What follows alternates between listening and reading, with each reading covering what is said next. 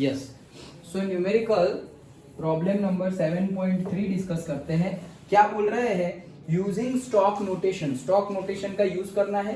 Represent the following compounds, तो ये compounds को रिप्रेजेंट करो। वन बाय वन करते हैं। पहला है HAuCl4। तो इसको स्टॉक नोटेशन में हमें डिफाइन करना है। स्टॉक नोटेशन मतलब कब यूज होता था स्टॉक नोटेशन? हाँ, वो रोमन न्यूमेरिकल बीच में लिखना पड़ता है। क्यों लिखना पड़ता है? क्योंकि वो पर्टिकुलर एलिमेंट की एक से ज्यादा ऑक्सीडेटिव स्टेट है, इसीलिए। तो यहाँ पे Au जो है गोल्ड, ओके, Au गोल्ड होता है। Ag सिल्वर तो Au गोल्ड होता है, ओके। तो Au गोल्ड ऐसे अच्छा, ऐसे ही मैंने याद रखा था, लेकिन फिर Ag के साथ कंफ्यूज हो गया। Au गोल्ड होता है, तो क्या है, उसकी एक ही ऑक्सीडेशन स्टेट नहीं है, एक से ज्यादा है। तो कौन सी है वो चेक करनी है। तो करते हैं। H की जनरली देखो, इसका हम अगर सीधे सीधे मेथड वाइज करें तो एक हाइड्रोजन है प्लस एक Au है प्लस 4 Cl है, दैट इज इक्वल्स टू, ऊपर कितने हैं? 0 है। ऊपर कुछ होता तो हम वहां पे आयन लिख देते, -2 -1 -3 व्हाटएवर। अभी हाइड्रोजन का कितना होता है जनरल केस में? देखो, हाइड्रोजन का जनरल केस में होता है +1 और हाइड्राइड के साथ होता है -1। यहाँ पे वैसा कोई हाइड्राइड वाला केस है नहीं। हाइड्राइड वाला केस जनरली कब? ग्रुप 1 और ग्रुप 2 के साथ। Au ग्रुप 1 ग्रुप 2 में आता नहीं है।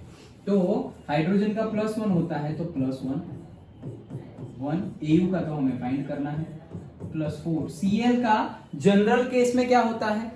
-1 जनरल केस में। बाकी सब में क्या होता है? बाकी सब में मतलब एक्सेप्शन, ऑक्सीजन के साथ हो तो वो प्लस हो जाएगा, फ्लोरीन के साथ है तो भी प्लस हो जाएगा। यहाँ पर जनरल केस है तो ये हो गया -1, दैट इज इक्वल्स टू 0।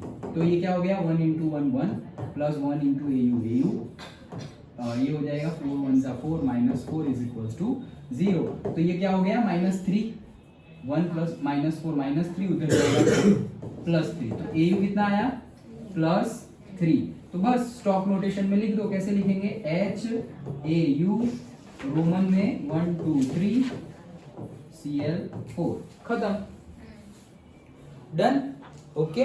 तो ये हो गया पहला। बढ़े आगे। नेक्स्ट क्या बोल रहे हैं? Pi2O। अब ऑक्सीजन का जनरल केस में कितना होता है? -2, ओके। तो यहां गिनते हैं 2 Tl, ओके, प्लस एक oxygen that is equals to 0 है। तो 2 Tl प्लस 1 ऑक्सीजन का जनरल केस में -2, पेरोक्साइड सुपर ऑक्साइड ऐसा कुछ है यहाँ पे नहीं।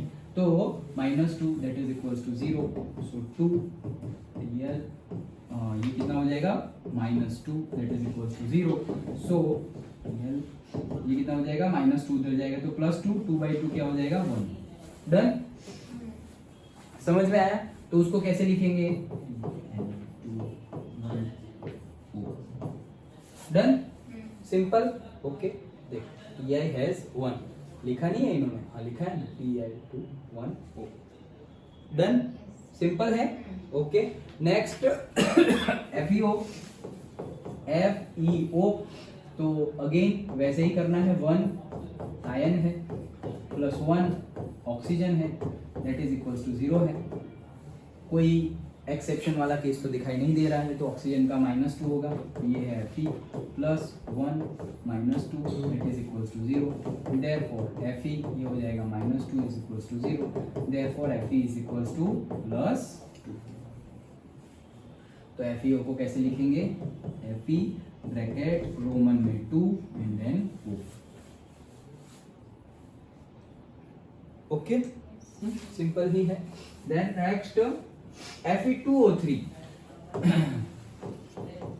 Fe2O3 अगेन वैसे ही 2 Fe है प्लस 3 O है दैट इज इक्वल्स टू 0 है। कोई पेरोक्साइड सुपर ऑक्साइड का केस नहीं है, तो जनरली -2 ले लेंगे। ऑक्सीजन का जनरली होता है -2, तो -2 is equals to 0। Therefore 2Fe -6 is equals to 0. Therefore 2Fe is equals to +6. Therefore Fe is equals to 3. 6/2 3. तो कैसे लिखेंगे? Fe2 1 2 3 O3. Done? Okay. And last नहीं है तो है अभी. Okay. CuI. So 1 Cu plus 1 I that is equals to 0. So ये तो Cu हो गया. प्लस I का क्या होता है जनरली? माइनस कितना? 1. वो हेलोजन ही है. फ्लोरीन, क्लोरीन, ब्रोमीन, आयोडीन है वो. Okay. -1 that is equals to 0. Cu -1 is equals to 0. Cu का क्या हो गया? +1. लिखेंगे कैसे? Cu ब्रैकेट में 1 O. ओके. Next CuO. तो अगेन वैसे ही 1 Cu plus 1 O that is equals to 0.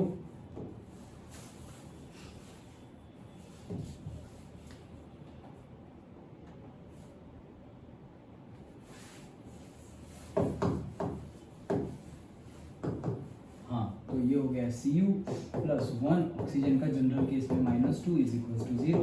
तो Cu -2 is equals to 0. Cu is equals to 2. तो कैसे लिखेंगे? Cu ब्रैकेट में रोमन में 2 O. Done? Okay. Next MnO. तो Mn कितना है? 1 है प्लस 1 ऑक्सीजन है दैट इज इक्वल्स टू 0 है. सो एक Mn का तो पता करना है ना भाई. Mn प्लस ऑक्सीजन का -2. ये तो Mn ही हो जाएगा. ये -2 दैट इज इक्वल्स टू 0. तो Mn का कितना हो गया? +2. तो लिखेंगे कैसे? Mn ब्रैकेट में रोमन में 2 O. ओके. ये स्टॉक नोटेशन हम क्यों यूज कर रहे हैं? क्योंकि हमें पता चले कि Mn यहाँ पे कितना है? +2 में है. वही स्टॉक नोटेशन है. देखो यहाँ पे कॉपर कितना है? 1 में है. और यहाँ पर कॉपर कितना है? 2 में है. तो हमें कैसे पता चलेगा कि कॉपर +1 है या 2 है? ये देख के पता चलेगा कि यहाँ पर कॉपर 2 में है, यहाँ पर कॉपर 1 में है. देखो यहाँ पर भी ऑक्सीजन के साथ ही जुड़ा हुआ है और यहाँ पर भी ऑक्सीजन के साथ जुड़ा हुआ है. तो ऐसे भी नहीं कि ऑक्सीजन के साथ जुड़ा हुआ है तो 1 या ऑक्सीजन के साथ जुड़ा हुआ है तो 2. दोनों में ऑक्सीजन के साथ जुड़ा हुआ है. लेकिन यहाँ पर कितना आया? 2 आया. और यहाँ पर कितना आया? 1. अरे ये तो आयोडीन था. हाँ ओके चलो. तो ये क्या हो गया? Cu1 I. डन. लेकिन ऑक्सीजन के साथ भी Cu2O भी बनता है. ओके. CuO भी बनता है और Cu2O भी बनता है.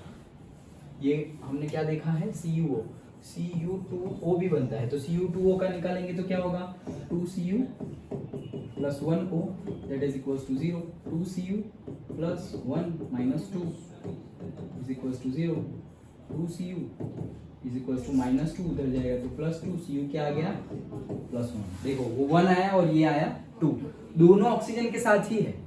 फिर भी ये 1 आया कॉपर, ये 1 आया और ये 2 आया. तो इसको लिखेंगे तो कैसे लिखेंगे? Cu2 1O और ये Cu2O. डन. ओके. तो that's why stock notation is useful. Mn निकाला एंड लास्ट MnO2. 1 Mn है प्लस 2 O है दैट इज इक्वल्स टू 0. तो 1 Mn मतलब Mn ही हो गया प्लस 2 ऑक्सीजन का -2 दैट इज इक्वल्स टू 0. तो ये हो गया Mn. ये 2 2 जा 4 is equals to 0. Mn is equals to कितना हो गया? +4.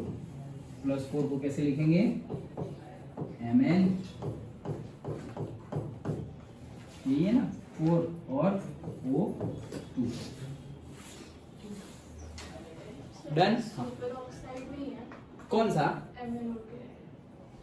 MnO2 and MnO2 super oxide में हम ले सकते हैं, यस। MnO मैंगनीज ऑक्साइड, इसके पहले हमने क्या लिया है, मैंगनीज ऑक्साइड, और ये मैंगनीज डाइऑक्साइड, तो ये इसको सुपर ऑक्साइड में लिख सकते हैं। बुक में क्या गिवन है, क्या नहीं आएगा, फोर आंसर नहीं आएगा। देयरफॉर दिस कंपाउंड्स में बी रिप्रेजेंटेड एज दिस। देखो हाँ, तो इसने ऐसा हमारे जैसा ही लिया है, लेकिन तुम ये याद रख सकते हो कि सुपर ऑक्साइड में हम कब ले, जनरली जैसे कि मैंने हाइड्रोजन लिया है तो H2O2 ले लिया, तो ये तो पैरोक्साइड हो गया, ओके। और दूसरा कोई लिया जैसे कि NaO2 ले लिया, तो ये सुपर ऑक्साइड है, ओके। KO2 ले लिया तो ये सुपर ऑक्साइड है। मतलब कब नहीं है वो शॉर्ट में बता देता हूं, जब तुम्हारे ये जो मेटल है ना, वो मेटल D ब्लॉक के हो ना, तब नहीं है। मेटल अगर S ब्लॉक के हो, देखो हाइड्रोजन तो है ही नहीं, सोडियम S ब्लॉक में है, पोटेशियम S ब्लॉक में है, कैल्शियम S ब्लॉक में है, मैग्नीशियम S ब्लॉक में है, एल्यूमिनियम S ब्लॉक में है, तो जो भी S ब्लॉक वाले हैं सारे, उसमें सुपर ऑक्साइड होंगे। लेकिन जो S ब्लॉक में नहीं है, जैसे कि ये मैंगनीज, तो वो तो D ब्लॉक में आता है, SC, TiV, Cr, माने ये 21, 22, 23, 24, 25, एटॉमिक नंबर 25। मैंगनीज कहाँ आता है, 25 में, उसका कौन सा ब्लॉक आता है, D ब्लॉक। तो जनरल केस में सिंपली तुम्हें याद रखने के लिए बता दूं कि O2 जहां तुम्हें दिखेगा तो तुम्हें लगेगा कि यार ये सुपर ऑक्साइड हो सकता है। तो आइडेंटिफाई करने के लिए क्या करो, अगर D ब्लॉक का एलिमेंट है तो सुपर ऑक्साइड नहीं है, D ब्लॉक का एलिमेंट के बगैर दूसरा कुछ है तो यस सुपर ऑक्साइड है। डन, गुड क्वेश्चन, याद रख लो, लिख लो, नहीं तो फिर भूल जाओगे, ओके। क्या तुम्हारे तरीके से कुछ भी लिख लो, लेकिन मेनली आइडेंटिफाई कैसे करोगे, अगर D ब्लॉक का एलिमेंट है, ओके, तो वो सुपर ऑक्साइड नहीं होगा, अगर ऐसा कॉम्बिनेशन है MnO2 वाला वो। लेकिन वही देखो, Mn मेटल था, वैसे ही मैंने सोडियम ले लिया तो NaO2 ले लिया, तो ये सुपर ऑक्साइड है, ओके। तो ये सुपर ऑक्साइड है, क्यों, क्योंकि ये Na कौन से ब्लॉक का एलिमेंट है, S ब्लॉक का, ओके। सो गुड, ये कंफ्यूजन हो सकता है तो ऐसे याद रख लेना। डन, D ब्लॉक में हो, मतलब जैसे वो हमारा D block SC, Ti, vanadium, chromium, manganese, iron, copper, तो उस सब में सुपर ऑक्साइड नहीं होंगे। लेकिन जनरली S ब्लॉक के एलिमेंट्स हैं, कौन कौन से, वो लीना की रब से फरियाद एंड बेटो मांगे कार स्कूटर वाला, तो उसके साथ कभी भी ऑक्सीजन ऐसे जुड़ा हुआ हो कि वो एक और ये दो, मतलब NaO2, KO2, magnesium O2, CaO2, तो उस केस में वो पेरोक्साइड हो सकता है। डन, ओके, सारे समझ में आ गए, पक्का? तो ये था हमारा थर्ड न्यूमेरिकल, कोई डाउट तो नहीं है, समझ में आ गया?